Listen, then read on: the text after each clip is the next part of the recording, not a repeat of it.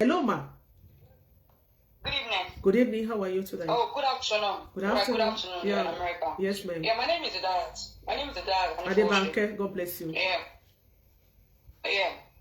I am speaking from K1 The Ultimate Band. Okay. And let me, yes. First and foremost, this is your show, this is your program. We don't have any problems with you. Okay. But for the record purposes, okay, nobody is asking Mr. Ramon to do a refute. Okay. Number one, if it's so true, whichever way he reached out to you, we do not understand. But you are excuse me before you start off. Are you just joining the show? Madam, listen. You should listen. This is my show. If I ask a question, you should answer me. Are you just joining my show? It's a very simple question. Yes or no? Joining. Okay, so I am listening. So you are listening, so you have to refrain what you are saying. I said he knows how he reached out to you, and now you got the video. Are you asking? Did I tell you that he reached out to me? Well, you said you had a conversation with him. You have his WhatsApp number. Oh my God. Guys, you don't understand what we are talking about. Maybe you have to go and sit down and listen to what we are saying. So if you don't understand what we are saying, you cannot contribute, okay? You said what? Sent a video to you. Somebody sent a video to which of the video? Is it today's own or the first video? The very first video. Yeah. Did I say it was the one that sent it to me? I said 4 people, about 4 videos that I saw. I said how you got your video. I am not questioning it. Oh, okay, but good. Since he has reached out to you. He was not, let's say, he did not reach out to, listen, you are getting it wrong. He did not reach out to me. No.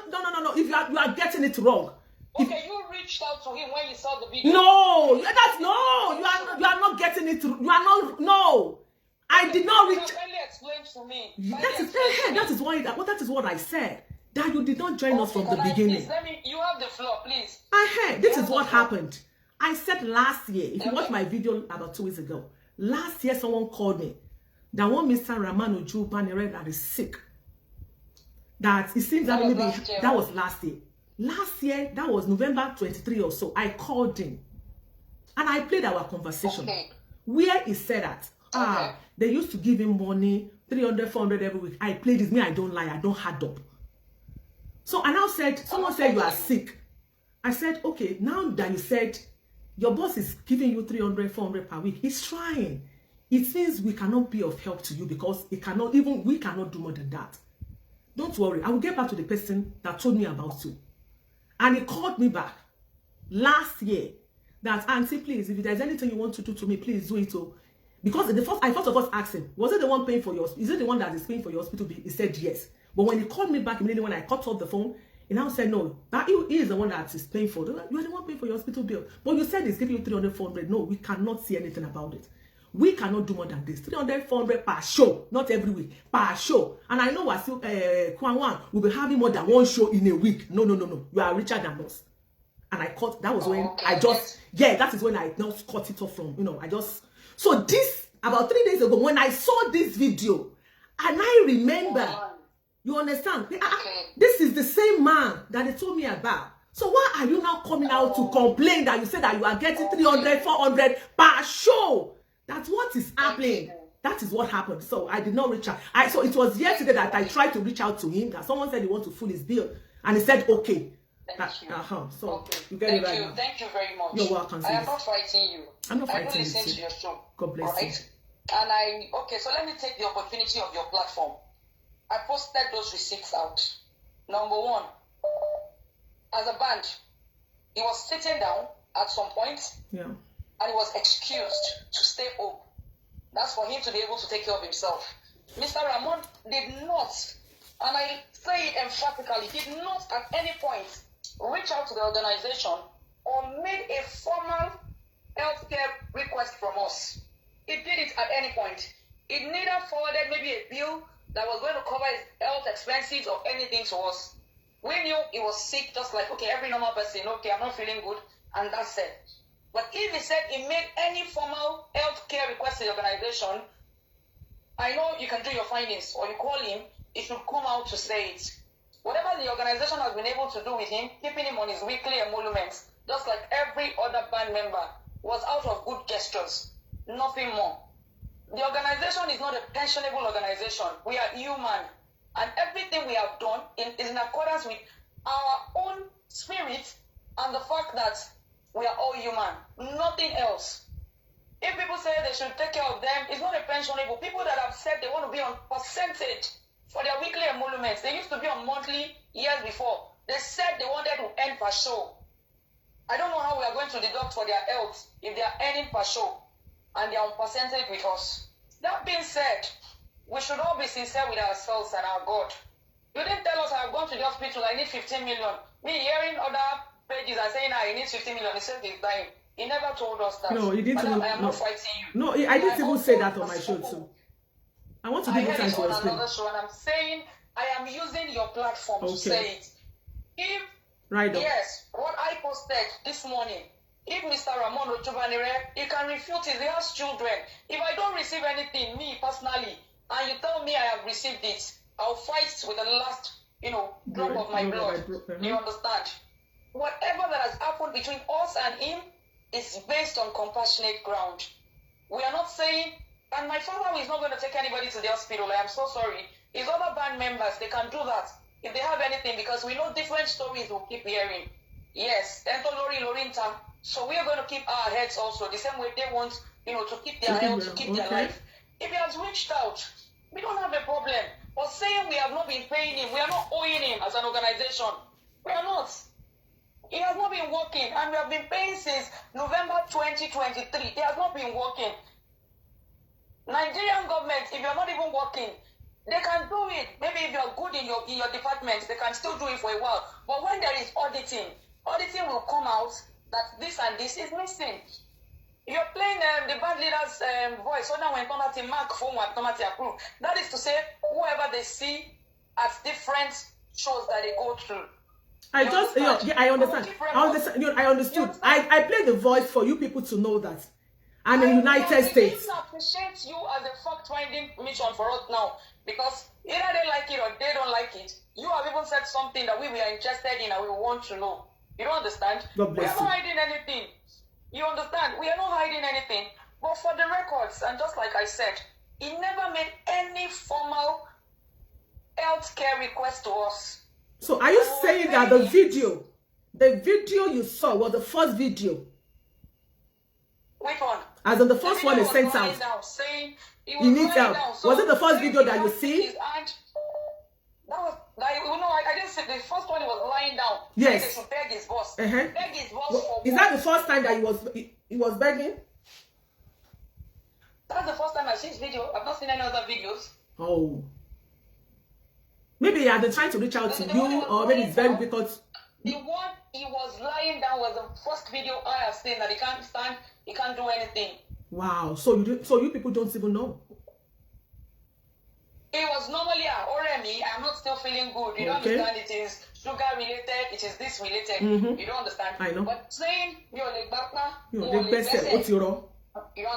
We didn't hear that. Wow. We don't know about that. And even aside for us, paying him is weekly based, emoluments, just like every other band members. What other senior members of that group has done for him? We don't need to come here to say it. Most times, if they are talking on social media, everyone will just say, as long as his conscience is clear with anybody he's dealing with, you don't need to refute.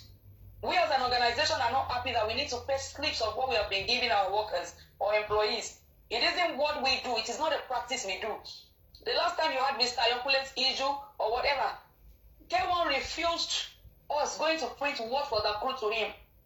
But we are talking about a life here. Before we have other issues like Somo Ferrara, we are not owing him. We are not paying him arrears of what we have owed him. But whatever we have done to him is based on compassionate and good gestures of Bobowa Edekono Lajonso Ati Awuyewuye. It is not based on maybe we are owing him or anything. But if he still wants to refute this, he's an elderly man. He can print his own statements, and be, otherwise that I didn't receive this. His weekly payment was stopped in January. That was after he had received proceeds for December's show, and he got another money on the 1st of January. Okay, for December show, okay. Yes. But another thing again, my sister, before you go, I want to ask you a question. I've already asked on the show. Did you call him to let him know that you are no more paying him every week or weekly, that you've changed it to monthly, that is not his salary? It was a decision that has been made. But he was not aware of it. It is bound to be related to themselves among members. We didn't remove him from the loop. Why we didn't remove him from the loop is it is not in the practice. But he was not aware. There is no more collecting. He would be aware he is now based on monthly salary. It is not He wasn't because I don't think he's aware, because assuming he was told, he wouldn't have come out to be saying. He is aware. And he did that video in a malicious manner. He did that video with a malicious intent. You didn't ask him to do it. He did that video with a malicious intent. We are not to say that now. You that still received money on January 1st. My father lost his mother around January time. He wasn't even really having shows per se. Please, power tap. All through January ending. You understand? Mm-hmm. So, what he's saying now is, if they are going to solo pay him, they will solo pay him alone. They can't solo pay him alone, they will pay him in a bulk. And we're going to send payments out to the bank first. Mushland sends every of their payment to Drivetv.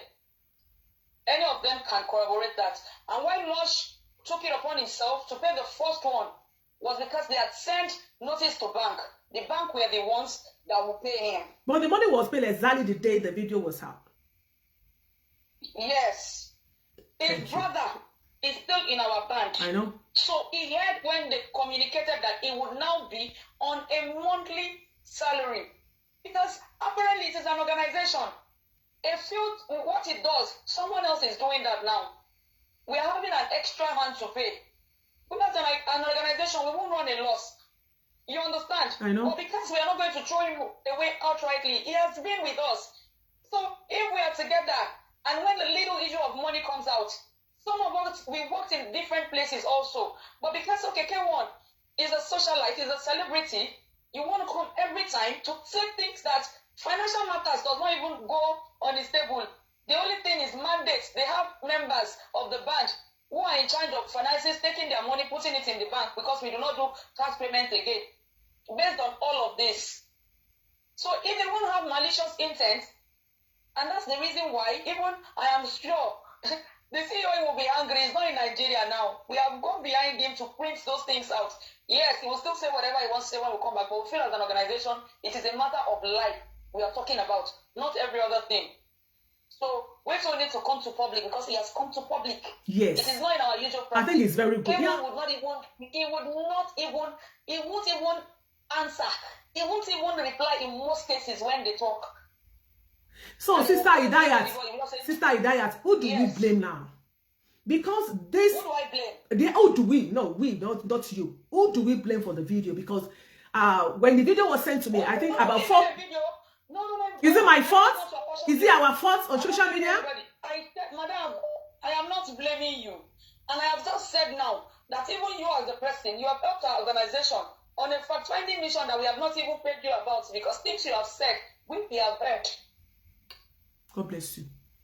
And because I was reading comments and I said, I want to copy paper, Mr. Ramon Ojubanire is being challenged to print his original bank statement in accordance with the date we posted.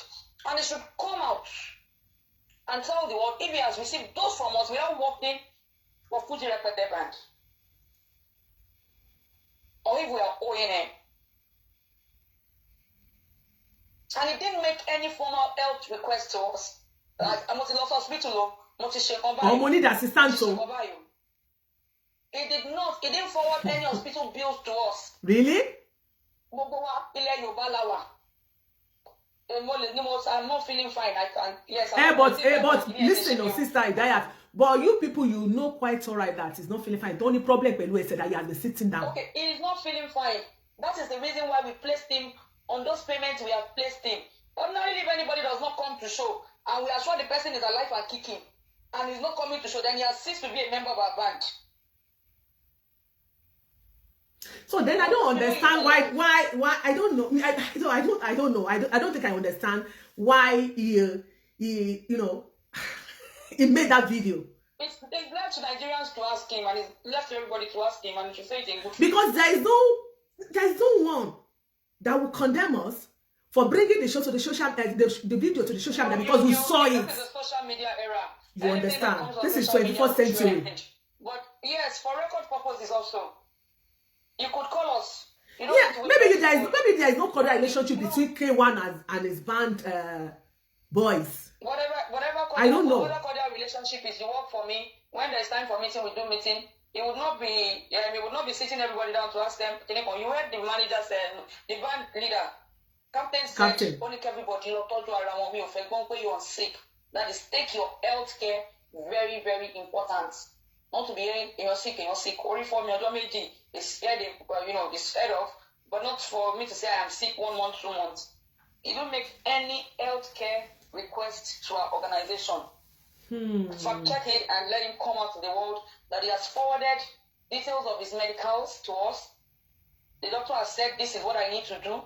Other than we knew, okay, yes, it's been indispensable for a while, maybe this and that. And I said, K1 would not take them to the hospital because of stories others have said in the past.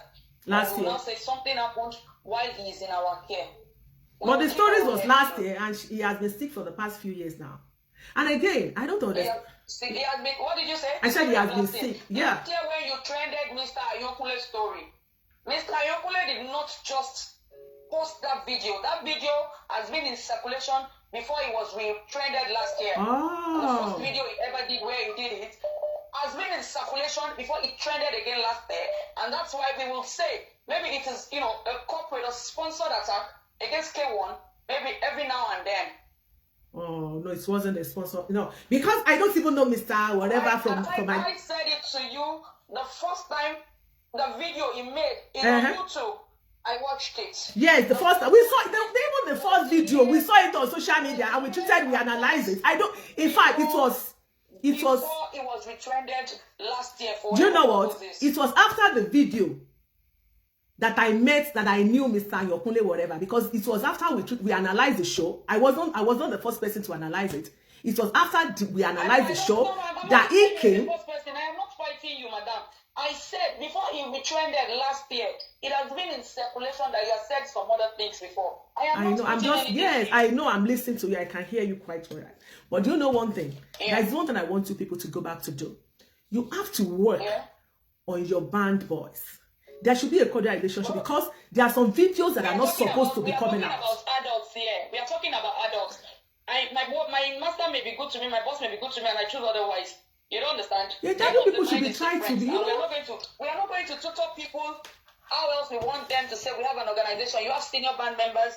We have management teams. When there are issues, there are places we can sort them. But since social media is trending place now, I think people are free. But for everybody that will make a claim, we will come out with our counter claims also. It's good. It's welcome. Social media, damage control is welcome. Be able to come back to social media. Yes, nobody is going to gag anybody. But we are not telling us why. Social media is the best course. And another question is, I have 2 questions before you go. 2 questions. The first one is, we were surprised that you paid him 21st of January, 21st of February for January payment, 22nd for February. Yes, but it was clear within 2 days. It was after the first video. Even that 21st and 22nd they paid him, one more has set instructions to the bank account officer to do that payment. He did one before that. The second was not even supposed to even come. You don't understand? So and it's good. It came in already. They've given him for February. But also, apparently, that's it. Yeah, the video was out on Sister Diet. The video was out on the 21st of February. You paid him you paid him January salary on that same 21st of February, and you paid February salary on the 22nd of February. Now, I don't have any problem with that. It's good. At least he has received it. Fine. He has gotten them. Yeah, that's what I'm saying. I know. We are not owing him. So we are not. If you would have said and rephrased that, okay, we have extended, our promised January gesture to him and February gesture to him almost at the same time. You understand? We are not paying him arrears. We are extending a gesture. It's a gesture we are extending. Okay, then we are not against the public helping him or anything, but for us, he has not. We have heard now. With the situation at hand now, do you have they have taken they have taken it, further. Maybe they've gone to see him. They'll bring the pot back. You know one thing. I love the way you call it to cancel all these things. Fine, but my question is this: before we move forward, with the situation of things, do you have anything concerning is maybe how to help him concerning his health, whatever? Do you have anything? Well, that will be for the management to decide. I think we are going to appreciate it. And the king is not in the country now. Yes, in please. The island. Because so in the first video, he said he's going to take a decision. I can't take a decision for him. I know. You can just tell. You know you are a lawyer. Decision for him, and I'm not going to tell you what he has not told me. But you are K1 lawyer now. You able to present it to K1. I'm not his lawyer. You are what? You are here as a lawyer. You are here in my courtroom as a lawyer because that is what you are doing here. Oh, okay. I am in your courtroom. You are a lawyer now. I will take briefs. Okay, I will take the briefs from my clients then. Thank you. Take his briefs plus. Thank you very much. Thank you so much. Please help us to work. Please, we have to work together because his heads, we have to join our hands together, to do something about it. He's alive now. We can help him out. It is not when he's no more. Everybody will say, it was once, it was this, it was this, it was that. Please, let's just come together to do something about it. One thing I know is that he was not feeling fine. Hello? One thing to show for me ni wípé but to make a video he wasn't feeling fine. He needs help. Something was wrong somewhere. And he called out for help, which is normal. There is one thing number one, Sister Idaya, you are a lawyer in my courtroom, fine. You have to work. Any láti ṣiṣẹ́ pọ̀. Sister, sorry, I will talk, but let me pick this call. She has been calling. Let me pick her call. Hello? God bless you, my sister. Yes, ma'am. It is good that K1's daughter called him. Yes. That she's the lawyer. I am not a lawyer. I don't live in Nigeria at the moment, but I lived and worked in Nigeria before I left Nigeria. And as much as everything she said is good, and I hope she's still listening, right? Yes. She came in to state the fact on the side of the organization. But I expected that Yoruba man sọ pé ara nǹkan tí torí kẹ́ wọ́n bá di àlejò máa ń yá máa di àlọ́fà. Bàbá wọn as K1 tó organization only my as educated, but the good thing is that he has done well to educate some of his children, and one of them is the lawyer, right? Bí Nigeria ṣe wà, but sọ pé Nigeria bad too. There are what we call labor laws. Even though we know that Nigeria is an environment where people just do whatever they like. Even I want to big companies go, you have things that they are supposed to have in place, right? For your employees. Cherry, anywhere in the world, human beings are generally the same. If you say that, because one of the things you said is that staff was supposed to have a show. No, not to talk about show, so medical, yes. Exactly. There are certain things that you have to put in place as an employer, whether you like it or not. Staff organization, come up with 30 and come up with 20. And I know that somewhere within the labor laws, once you have employees, between a certain number, maybe 10 or 15, there are certain things that you must put in place. So it's not about what the staff wants, because that staff has to pay. I don't think I'm going to pay your family show. And it's not going to accept it. So you cannot say because the staff said they want you to be paying them in a particular manner. That is why you are paying them everything out. You as an organization should know, because you want, this is a company, and the idea is that even though personal business or continue or not, but I'm sure they registered a business entity, and that business entity is supposed to be separate. It has a legal entity separate from the owners, and it's supposed to operate as such. And when you are saying that you are operating as a legal entity, it means that you are operating from the perspective of a going concern, meaning whether Wasiu is there or not, this company will continue to exist. So if that is the case, what are the things that we need to put in place? Because whether we like it or not, right, people will continue to have health challenges. And for as long as they work with you, you point at them. When I was in Nigeria and I worked for companies, right, I had we had health insurance. We were registered for management, and we were registered to hospitals like Lakum, where we go for our checkups. And And even on some health insurance scheme, only we talk about when they have issues, they can take their kids to the hospital, their wife can go to the hospital. If you want to put to bed, you can go to the hospital, you can have all of that. But from everything she said, she was only just pointing out the fact that okay, one song for one. She me be share 51 sister for bani wa be share àbí tó bá ní issue. Kí ni channel for láti communicate pẹ̀lú HMO mo fẹ́ rántí yes HMO. Yes. Okikiola. Exactly. Everything seems to be from Okikidola, God bless you. Communicate this. What are they doing? Okay, you see people come out to complain about how they are being treated by their boss, and then you have a management. When you have your management meeting and you see, what do you guys discuss? Do you not talk about the welfare of the band boys?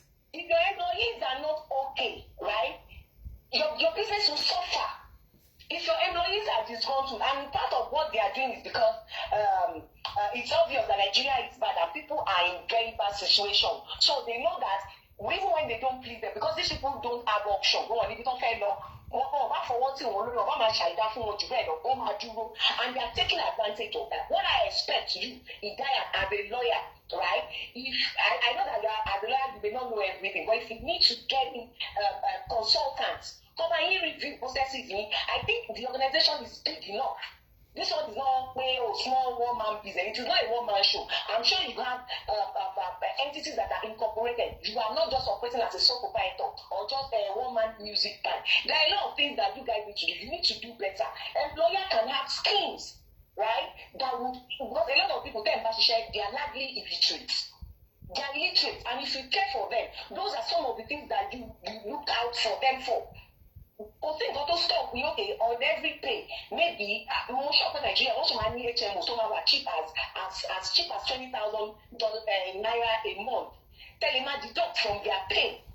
Say okay, every month, as an organization, find a way how you want to make it work. Now okay, for each employee, there is 20,000 being contributed as a monthly HMO. So that when they are sick, they can go there. A lot of people in Nigeria come and the big problem is because to come bear it. Right? Because of the share of the bill. Yes. It happens everywhere.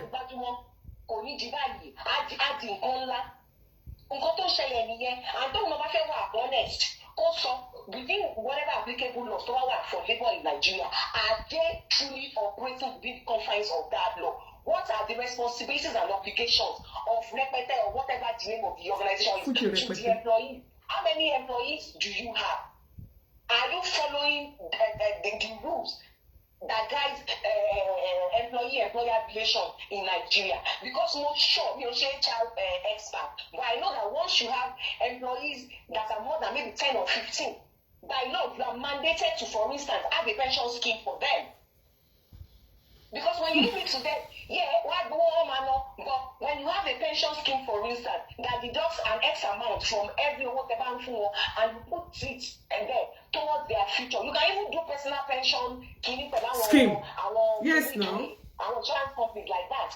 They put them on an health insurance scheme. Don't just say, oh, one follow. Beyond that, Emma, go, Sister Idaya Tibayi Soro. Only with this set of workers allow deduction from their payments. That is why you have to put your foot down as an organization. What you are doing is what is expected of you legally. It is not about what they want. It is your rules. But what she said, abroad power. Even when I was in Nigeria, they deduct. It's straight from your pay. The balance is what you're gonna get. Anybody that does not want to stick to the rules of the business, then they are free to go.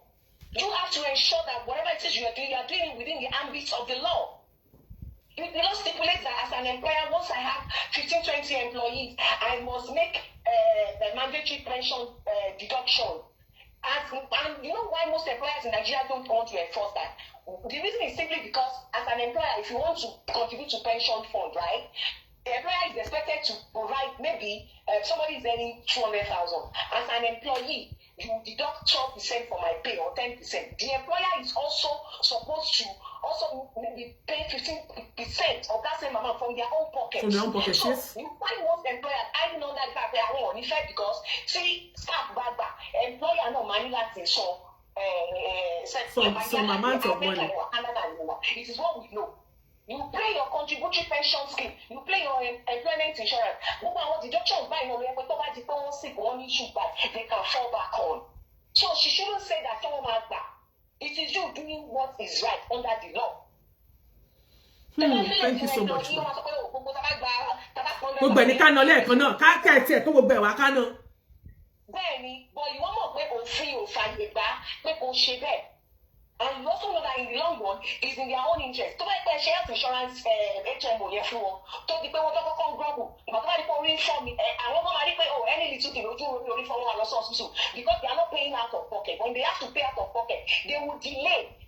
And in the long run, even though when they feel like, their kind of labor is cheap to come by. Well, only you see, Idayani, what they can do is for them to have their personal insurance, but they need to be liberated. They need to be informed. Àwọn people here, most people àwọn tó lùlù yẹn èèyàn mélòó ló jẹ́ graduate nínú wọn. There are some things you need to let them know. Pay health wọn should be their number one. You know, these people are illiterate. And that is why you are also able to treat them the way you treat them. Wọn ò lè jà fún ẹ̀tọ́ wọn ò mọ̀jú pé òkè ká gbówó lè ní ká jẹ lè ní ká gbé kókó kítọ̀ látúndé ní owó ojúmọ́ lọ́ fi pé ọ̀bí owó ọ̀sẹ̀ẹ̀sẹ̀ ló ń pa. But you, if you love them, as people who have served your organization, some of them as much as 10-20 years and even more, if they don't even know, you should be pointing them in the right direction. You should be pointing them in the right direction. Don't just say, they won't agree. You pay them per show. You pay them per kiriko. So, if I feel sick, and pay per show. Please, enter in the comment section. Am I bully anybody? Please, let's mind and what I'm on that comment section. Don't abuse anyone. Because you don't care what happens to their families. No. As an organization, you are supposed to think beyond that. These people are you should see them beyond the services they render to you. Build loyalty, which is what is missing, part of what is missing in the team. There is no loyalty to the organization because they don't feel love. They don't even feel you guys care for them. And obviously from the way you are also treating them, you just see them as people who have just come to work. The relationship does not transcend beyond that. Eshegoma, God bless you, man. Thank you so much for your contribution. The lasting legacy, if you work like that. Then you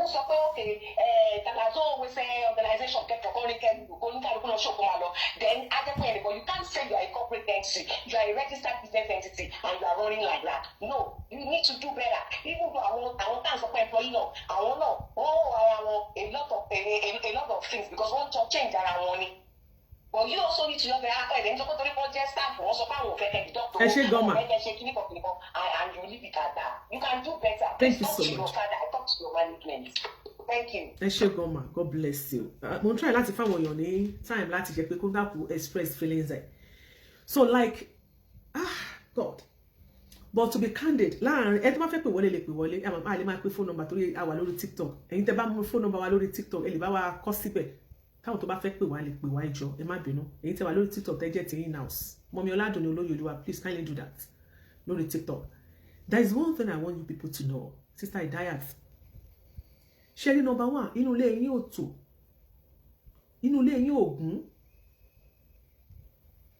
Ṣẹ́rí most àwọn bóyá àwọn tí ẹ jọ wà nínú group yẹn àbí tí ẹ jẹ́ pé àwọn òṣìṣẹ́ yín. Àwọn kan ní wọ́n fi ẹ̀hónú hàn lábẹ́nú.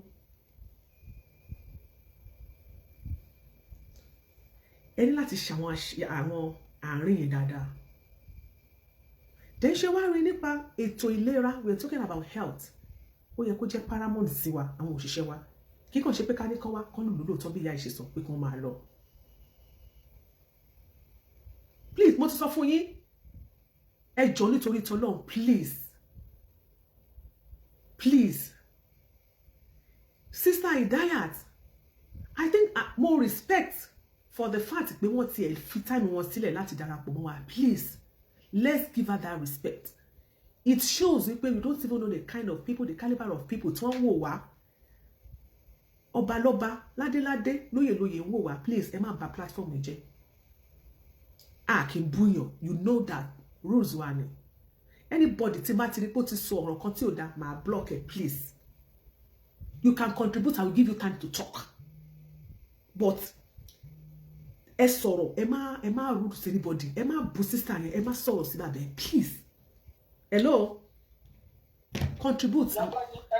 Yes ma, God bless you ma. To start with, inú mi dùn pé mo rí bí wọlé.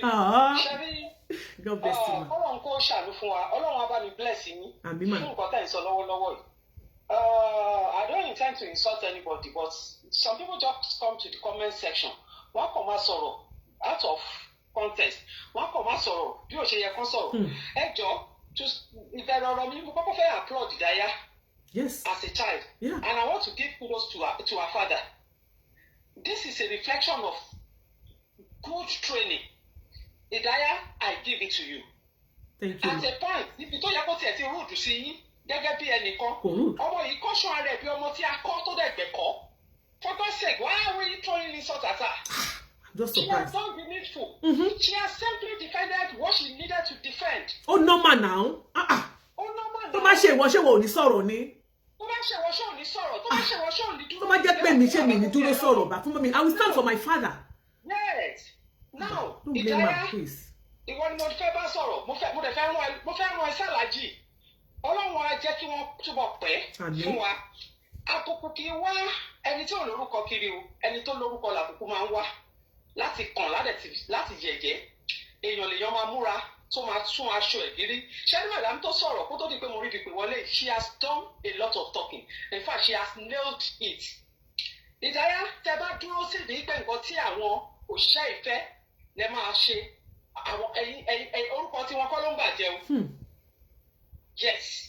Orúkọ ilé iṣẹ́ àti orúkọ bàbá tiẹ̀ gangan ló wà ní láì nínú ọ̀rọ̀ tó wà nílẹ̀ yìí. Ó bà mí kò dùn mí. Kò lè dàbí alára òfo. Bẹ́ẹ̀ ni mo sọ. Ìjọ táláyé ti dáyé. Obìnrin yẹn ti sọ ó ti ṣàlàyé. Àlàyé yẹn dẹ̀kun rẹ́rẹ́rẹ́rẹ́ àtẹni tí ò bá létí or tí ò bá wà educated enough láti understand nǹkan tá à ń sọ yìí. Gbogbo àgbájọ téèyàn bá ti gbájọ tó bá ti kúrò ní orí 5, 6, 7 sense of entitlement máa wọ̀ wọ́n lórí. Wọ́n bẹ̀rẹ̀ sí ní gossip láàrin ara wọn ní àwọn òṣìṣẹ́ tẹ̀ ń wò yẹn. I will start blocking you people. I will block you. Èyí tẹ̀ ń búra yín, I will block you. Please, I don't have time for nonsense. I will block you. Ẹ máa sọ̀rọ̀ yín lọ mọ́ mi. They can't claim to right tí ò sí níbi kankan, wọ́n máa lay claim to it. And that is on one hand. Yes, on the other hand, Iyalaje, ẹ jẹ́ ká wo the other side, ká tún padà wo tibẹ̀ wò. Yes ma. Where àǹtí àlọ́rọ̀ ara wa, gẹ́gẹ́ bí ẹ́ńjìn mọ́tò lọ́rọ̀ ara wa èèyàn. Bẹ́ẹ̀ni. Tá a bá ṣe ń lò ó tá à ń wait from one day to the other, ló ń rẹ ara sí. Yọ tí o bá break down báyìí kò ní sọ fálára gan. Yá, iṣẹ́ tí Yorùbá dẹ̀ ń ṣe tó ṣe lọ́dún kìíní, ṣe lọ́dún kejì, ṣe lọ́dún kẹta, bẹ́ẹ̀ lọ, ara ń gbó, ara ń rẹ̀. Ibẹ̀ yẹn ni mo fẹ́ kí Aláàjì ti kíyèsí, Tọ́pẹ́ ti kíyèsí ara, kó má yẹ kí àwọn nǹkan tí ò yẹ kó ba iṣẹ́ wọn èyí tó ti ṣe sílẹ̀ àti tó yìí ń bọ̀ wájú kó bàjẹ́. Whether you like it or not, let the management set a rule. If you must be with us, you must belong to so insurance láti take care health yín. Kò dìgbà tẹ́ ẹ bá sick tí kí gbogbo kíní ìbá wà nínú tọ́lá ti ṣe sọ gbogbo kíní sílẹ̀. Wọ́n á máa lọ fún check-up. Lẹ́yìn bí mo yẹ bá yín sọ̀rọ̀, I'm going to work at night. But láti àárọ̀ mo ṣẹ̀ wọlé kò ìpẹ́ ni. Kí ni mo lọ ṣe? My annual mammogram. Èmi náà ṣe tèmi December. Nígbà òtútù ti ránṣẹ́ wípé tó àsìkò tó wọ́n ṣe ti tó. Ọdọọdún wá ṣe o. Anybody from 40 is okay. Láti 40 every 2 years. But àwa tá a ti wà ní mid-50 sí wa sọ́wọ́ ọ̀sàlẹ̀ lọ sí 60. Àwa àti di ọlọ́dọọdún ni. Bẹ́ẹ̀ ni ọlọ́dọọdún ni. Bàbá tó reduce ẹ̀ padà sí 2 years. Tó ti rí pé risk pé a lè ní kíní yẹn ó ti kọjá. Ẹ jọ̀ọ́, ṣọ́wọ́ mi ni mo sọ níbi tí mo lọ. Owó mi kọ́ ni mo sọ. Insurance ni.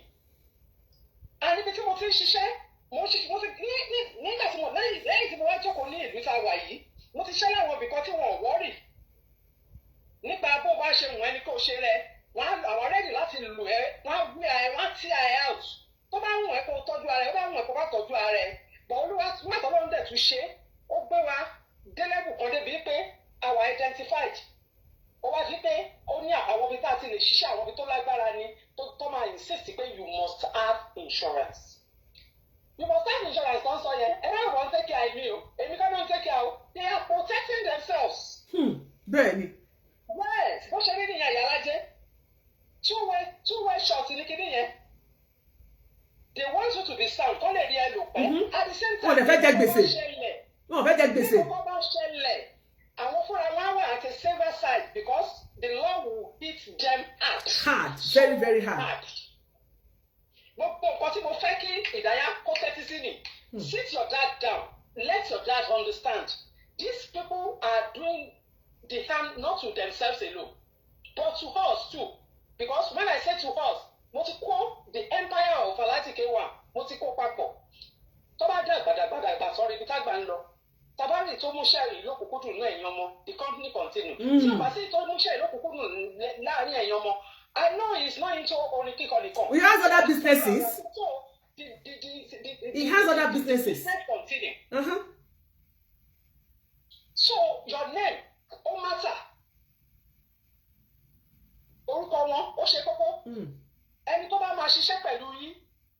You must do this, you must do that. Go. There are lots of them. The premium health, in Nigeria, when my husband was my husband retired as a branch accountant of a Union Bank. Premium health, till today. Actually, premium health. Really? It didn't stop at it continues. Okay, Oladone.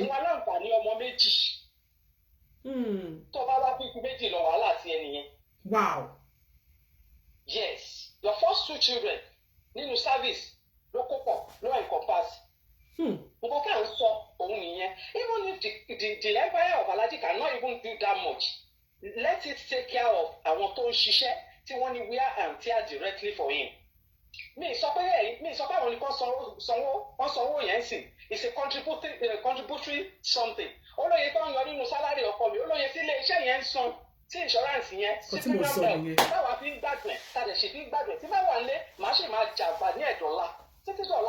messages. Nigeria lady hospital. So, ẹlòmíì gan lára ìyàwó àwọn band boys àfẹ́ bímọ àlò àbímọ sí hospital. Exactly. So, Idaya, please let your home, ever the power divided against itself. Please, Jackie Iyalaje, in fact, encourage one else to say the right thing.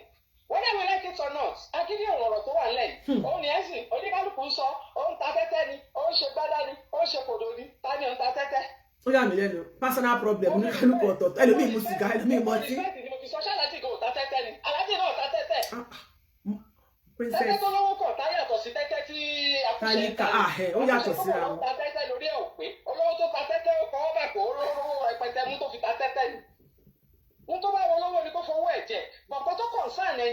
As a company, contributory health care insurance. And it's very, very important. Yeah, the company will contribute at a certain percentage. Then you'll find out. Ask around. Do your searches online. There are so many of them. Every time I pay a particular percentage of their earning. And because I'm a farm, whether I agree with it or not, private establishments láti kọ́wọ́ àwọn òṣìṣẹ́ wọn for contributory insurance policy. Ojú wípé tó bá poorly remunerate àwọn òṣìṣẹ́ wọn, and I don't think Iyalaje is remunerating them poorly. I don't think so. But whatever the case is, if they are poorly remunerated, wọn ò ní lè kọ́wọ́ wọn kúrò because àwọn wọn fúnra wọn ti máa judge ara wọn pé èló là ń sọ fún wọn tá a fẹ́ tún ní kó máa ṣe health insurance. Nǹkan tó máa ń sábà fà á tó ń fẹ́ kọ owó wọn bọ̀ nìyẹn. So Ìdáyà ẹ̀yin lẹ mọ̀ which one lẹ́wà guilty of nínú ọ̀rọ̀ tó wà nílẹ̀. If they are poorly remunerated, make certain adjustments ẹ bá lè make and make sure ẹ compulsory ẹ pé wọ́n gbọ́dọ̀ ní health insurance. Health insurance yẹn ṣe kókó.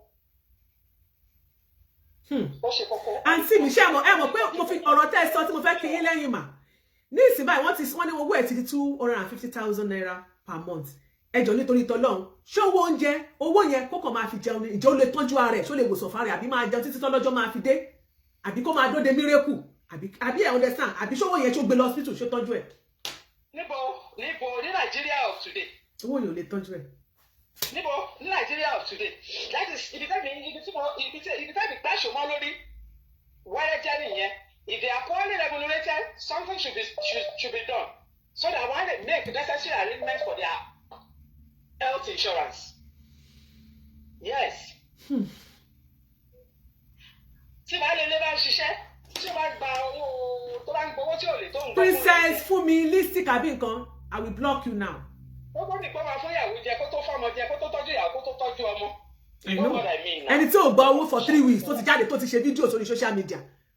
Tó ti àdórí group rada tó ní kó máa bá ń bẹ ọ̀gá relationship yẹn ogo kò díà why tí kò ṣe pé band àbí captain band wọn pé ẹ bá mi ṣe báyìí sọ́gà why tó fi post ẹ̀ sínú group gan why tí ó fi jẹ́ pé orí kó fún captain nìkan pé ẹ jọ̀ọ́ bá mi send ẹ̀ sọ́gà so nǹkan kan ṣẹlẹ̀ láàrin yẹn náà pé mo fẹ́ kí gbogbo wọn gbọ́ kó dìbà lè gbọ́ láti sọ lójú ọmọ ẹ̀.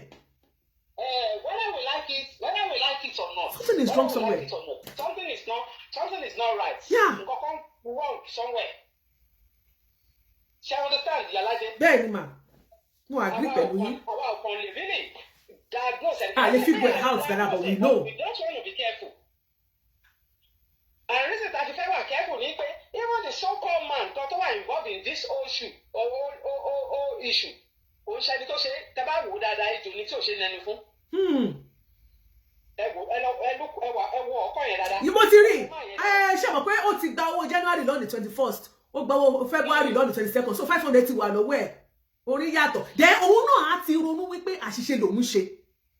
Àṣìṣe lòun ṣe exactly. Ipe okay irú ẹni tó jẹ́ bíi báǹdì irú sister Ìdáyà ṣe kó jẹ́ pé bóyá ó ní access wọn mi mọ̀ bóyá ó ní access àwọn people yẹn kó send ẹ̀ kó jù sí wọn pé ẹ jọ̀ọ́ ẹ bá mi bá ọ̀gá sọ̀rọ̀ kí àwọn mẹ́bà gan má gbọ́. Irú Gàjí kó send ẹ̀ sí Gàjí àbí kó send ẹ̀ sí Báyọ̀ alága ṣe àwọn sọ pé ṣé wọn ò ní ṣiṣẹ́ lé lórí. Èèyàn tó máa make a move tí màá yẹn make yìí irú èèyàn tó lè make a move bẹ́ẹ̀ yẹn òun ni ẹni tí ó wà intelligent. That guy is not intelligent because ọlọ́run má jẹ́ kí n wà nínú shoe yẹn o may God forbid o if I am in his shoe mi ò ní sí ìjáde I would have done so many things tí mo ní evidence of it tí wọn ò dá mi lóhùn kó tó di pé mo jáde màá wá jáde with the evidence but you have done nothing. Òun ní sí àwọn tó bá ń ṣiṣẹ́ ọ̀mọ́pọ̀ wà nínú position kọ́kọ́ make a place. Àwọn ẹ̀sùn ó ti dá gbangba Ìdáyà ti sọ sí pé àwọn ò mọ̀ gan bó ti ṣe pé ó ti pẹ́ tó ti jókòó sórí iṣẹ́ à wọ́n láwọn mọ̀ pé ó ti worse but wọ́n mọ̀ pé ó sick. Exactly so kí wọ́n lè sọ gbogbo eléyìí tó kọ́kọ́ ṣe yẹn òun ni mo ṣe agree pẹ̀lú Ìdáyà pé intention ẹ̀ ò pure. But I'm not talking about him now. I'm talking about other future occurrences because whether we like it or not, if the bank continue their present system, wọ́n ní ẹ máa gbọ́ àwọn tí mo dárúkọ Ìdáyà ní he has access to Mr. Gaji, he has access to Honorable Bayo. They do things for him aside bad issues. So why tí ò gbọ́dọ̀ wọn lọ? Why kò jẹ́ pé orí group ló send yes? Ó wà tí ìyàwó ẹ̀ wọ́n fẹ́ jọ mọ̀ ń pẹ̀ because ìyàwó ẹ̀ sọ pé ibi táwọn send yes sí nìyẹn. Ìgbà tó dẹ̀ when he was talking the first video yẹn kò mú phone dání o ẹnìkan ló record ẹ o ẹnìkan ló ṣáná sí loud o wọ́n record ẹ ní náà ìyàwó ẹ̀ dẹ̀ sọ pé group làwọn send ẹ̀ sí why tí wọ́n ṣe send ẹ̀ sí àwọn tí wọ́n mọ̀ pé wọ́n jọ ní relationship so something nǹkan kò yé wa gbà táwa dẹ̀ rí a dẹ̀ ní láti analyze it because ó ti wà níta ẹ̀ dẹ̀ lè blame wa kì í ṣe pé ayé ti kọ àwọn à ń tarí níta la analyze báwo ló ṣe data another question story for another day. Ẹ̀yin rẹ̀ máa lọ ṣiṣẹ́ yẹn tẹ́ máa fún aláǹsàn gbò báyà tẹ́ máa lọ ṣiṣẹ́ yẹn láàrin ara yín. I beg you in the name of God try and talk to Iyalaje torí àwọn because afẹ́ apọ̀ tí nǹkan tó yẹ ká ṣe tẹ́ ẹ̀ bá ṣe àwọn traitor kan ṣì máa jáde láàrin báńdì yẹn with something like this because whether you like it or not people will continue to get sicker and sicker. Wọ́n máa ṣe ń lo ara lára màmá wí àti màmá tíà and they will expect much from Iyalaje and the foreman and God láàrin gbogbo wa iṣẹ́ gbogbo bùkátà everybody Iyalaje máa gbé torí gbogbo òṣòwò láyé ó ń ṣòwò láti jèrè. So but tí a bá ti fi ọgbọ́n ṣe débi pé èmi mú járálẹ̀ ìwọ mú járálẹ̀ okay tí àìlera bá tiẹ̀ dé ó níbi tí ẹ ti kọ́kọ́ máa gba ìtọ́jú dé náà ó tó di pé ẹ máa wá ké gbàjáre sí social media then we help kò sí big deal bẹ́ẹ̀ kò sí àfẹ́ kí nǹkan kan ṣe ẹnikẹ́ni. Exactly. Nǹkan tó yẹ kó jẹ́ bó ṣe yẹ kó jẹ́ gbọ̀ngàn nìyẹn. Tó bá Ìdáyà God will help you. Amen. Ọlọ́run á gba inú ẹ sọ̀rọ̀. Ọlọ́run á dẹ̀ lù ẹ́ láti set it right. Please, a contributory health insurance. Wọ́n dúpẹ́ lọ́wọ́ yín sísá Ìdáyà ń dúpẹ́ lọ́wọ́ yín. Wọ́n ní thank you so much. Wọ́n lè appreciate yín mà. Please, it's paramount. Please, thank you so much. Yes. Ẹ ṣé gan mọ́mì. God bless you ma. Ẹ ṣé ma o. God bless you. Because that is all we are saying. Kì í ṣe pé okay video nígbà tí mo pé máa yẹn tí mo kọ́kọ́ gbọ́ pé sick. Nígbà tó sọ pé lọ sí London tó tẹ̀lé ọ̀gá ọ̀pọ̀ àwọn àlọ́ sí London tó sọ pé sì wọ́n ló ń jókòó sórí àga ìgbà àwọn èèyàn ti observe ẹsẹ̀ ẹ̀dùn àwọn ará London sọ pé ẹsẹ̀ yìí nǹkan kan ṣe àwọn kan sọ pé àdó ní kidney problem àwọn kan sọ pé bóyá ó lébu àdá àjìnà pé bí diabetes nǹkan kan ok oríṣiríṣi story ìgbà tẹ́mi pé tó bá jẹ́ pé mo fẹ́ fi gba àwọn àlòrúkọ jẹ́ ìgbà tí mo pè tí mo béèrè question lọ́wọ́ pé mo gbọ́ nǹkan báyìí wọ́n lẹ̀ sick ẹ gbọ́ kí ló ṣe yín ìtọ́jú wo lẹ̀ ń gbà I played yesterday 2 days ago I played our conversation you all listen to it. Nígbà tó ṣe sọ mi pé oye báyìí òun máa wá every morning no ẹ má worry máa get back sáwọn tó sọ fún mi ṣé mo ever sọ̀rọ̀ lé lórí mi jáde láti November last year kí n sọ̀rọ̀ kankan lé lórí not until ìgbà tí mo rí fídíò yìí ní ìjẹta pé ẹnìkan ní sẹ́ẹ̀dẹ̀ ẹnìkejì sẹ́ẹ̀dẹ̀ ẹnìkẹta sẹ́ẹ̀dẹ̀ àyàn sí àwọn níta ló wà ní fídíò tó ṣáà ń sẹ́ẹ̀dì ìgbà tí mo máa click gẹ́gẹ́ bẹ́ẹ̀ iṣẹ́ tá a ṣe máa ní ṣé màánù tí mo pè lọ́jọ́ yẹn náà lélẹ́yìí kó tó jẹ́ kí n gbá analyze ẹ̀ nìyẹn iṣẹ́ wà fún yín láti ṣe nínú ilé Ìdáyà hello kọ́là. ẹ káàsán Iyalaje. God bless you ma ẹ ra ma ẹ káàbọ̀ ma. ẹ kú iṣẹ́ o. Yes ma. ẹ jọ mo fẹ́ bá yín dá sí. ẹ bá wa dá sí ma God bless you you are welcome ma. Yes ma ṣe rí kọ́lọ̀ kó ṣàánú fún wa. Àmín. Number 1 ẹ ti sọ síwájú ẹni tó bá lókìkí mo ní wàhálà máa wá kápá. Bẹ́ẹ̀ni. She understand ẹni tó bá gbóhùn mi àmọ̀ tí wọ́n sọ̀rọ̀ she understand. Yes ma. Ṣe ní number 1 American bílẹ̀ mi náà wà tẹ́bá wọn nọ́mbà. Mo rí i pé lórí America lọ bẹ́ẹ̀ ni. Níṣẹ́ ló jẹ́ wípé ilé iṣẹ́ tèmi ti ń ṣiṣẹ́ yìí. This is my 13 year America. Mi ò sẹ́ni tó bá ń ṣiṣẹ́ ní hospital or tó bá ń ṣiṣẹ́ IT bóyá ò ṣiṣẹ́ níbi iṣẹ́ tó ní coverage dáadáa. We depend on gold card of insurance. Bẹ́ẹ̀ni. American bill. Mo ti rí Nàìjíríà náà tó jẹ́ pé ń kú lọ nínú ilé báyìí. Ẹlòmíì torí ẹ̀ ìtúbú ignorance ó parẹ́. Fún ìlú yìí. Bẹ́ẹ̀ni tó ti bá ìwé ẹ̀ tó bá ìwé ẹ̀jẹ̀ tí wọ́n lé lọ hospital bẹ́ẹ̀ni. Tó parẹ́ tí ò lọ sí hospital. Ṣé understand pé òun fẹ́ kọ́ sí lówó, òun fẹ́ kó béèrè owó lọ́wọ́, òun fẹ́ kọ́ ṣe gbá, òun fẹ́ kọ́ ṣàwọn. Ṣé níbi téèyàn bá rìn mọ́ òun ló máa mọ̀ mọ́? Irú ibi iṣẹ́ tẹ̀lé ti ṣiṣẹ́ mo ṣiṣẹ́ ní very big company tó jẹ́ pé ẹ bá máa ka state bíi 32 or 35 states. Femi's health lifestyle you're welcome. Kò dẹ̀ ní coverage ní pé mo fẹ́ máa sanwó hospital fún ẹ mo fẹ́ máa sanwó gbá fún ẹ ṣe understand. Ẹ ní health insurance bí ẹ ti ṣiṣẹ́. Tó bá gbé plan yẹn wá wọ́n á ti sọ fún yín pé iye báyìí náà máa yọ even nínú America ẹ máa sá ni pé wọ́n máa yọ gbogbo àdúró owó báyìí nínú owó mi èló ni mo fẹ́ kó délé. Ká má ìwà sọ Nàìjíríà ṣe ti understand ní sìn. Wọ́n tó bá lè lọ sí under Obamacare wàá rí àwọn insurance lóríṣiríṣiríṣi lẹ́ni tó bá mọ̀. Tó wà avoidable. Yes, tó wà avoidable tó máa bọ́ sórí ẹ̀. Then you also pay for it too. Out of your pocket. We are still in America. America ni mo ti ń sọ̀rọ̀ yìí. So gbogbo àwọn tó ń sọ̀rọ̀ plan or no plan or no plan. Àmọ́ ìwà sọ Nàìjíríà tó jẹ́ pé tó bá kó 300 kìíní kọ̀tẹ́ ni wọ́n sọ fún wọn yẹn. Ètò ṣẹ́jú pé wọ́n ti lọ tán. Àwọn ọgbọ̀n ò ní fẹ́ kíkẹ́ wọn yọ nínú owó yẹn.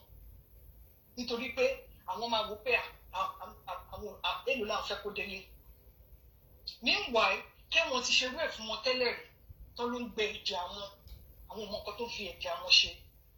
The best bet for advice láti fúnrú àwọn yẹn ẹ fún wọn ládvice wípé èèyàn máa ń jẹun kùnú fọmọ ẹ èèyàn máa ń tọ́ nílẹ̀ de òǹgbẹ́ni even in America ó máa tọ́ nílẹ̀ de òǹgbẹ́ni mi ò sọ mo ní àwọn èèyàn tó ṣiṣẹ́ o níbi tó jẹ́ pé wọ́n ti ń yọ owó wọn but àwọn míì wà wọn nígbà kan yọ wọ́n máa ní wọ́n fẹ́ yọ èlò náà fẹ́ yọ irú èmi mo wà lọ́ndà insurance tí mo ní every paycheck visit, every visit Timbalo, should be anything.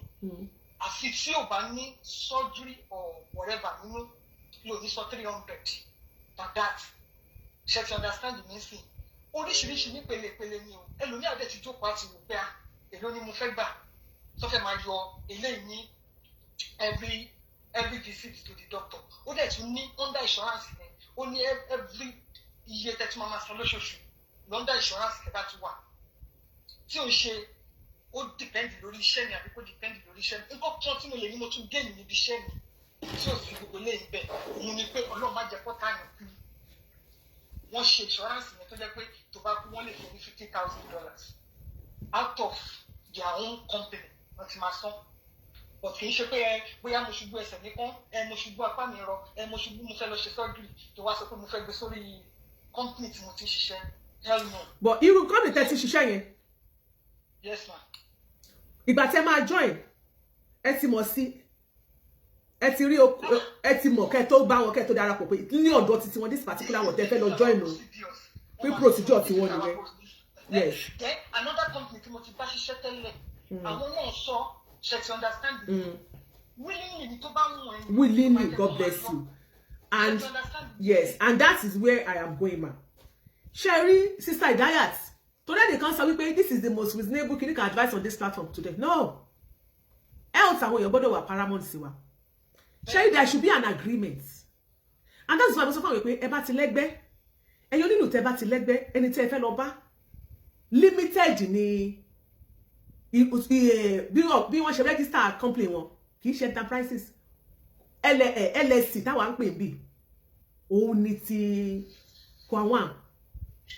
So ilé iṣẹ́ tó dá dúró ni.